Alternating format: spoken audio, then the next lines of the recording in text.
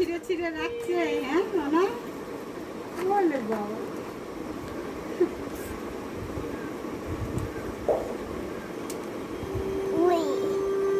ছেড়ো আগে ছেড়ো। হ্যাঁ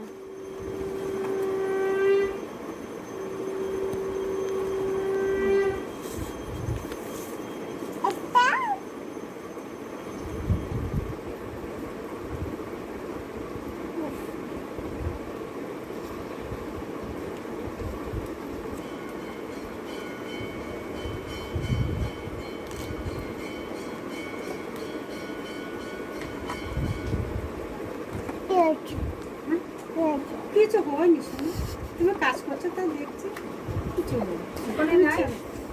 এই তো লোক 200 ডাল দাও তো, মুগ ডাল। দেখো কি বলছে, খেলে না এটা ছেড়ে ডাল দিতে বলছে। আগে আগে এটা ছেড়ে। এখন আমি স্নান করতে যাবো।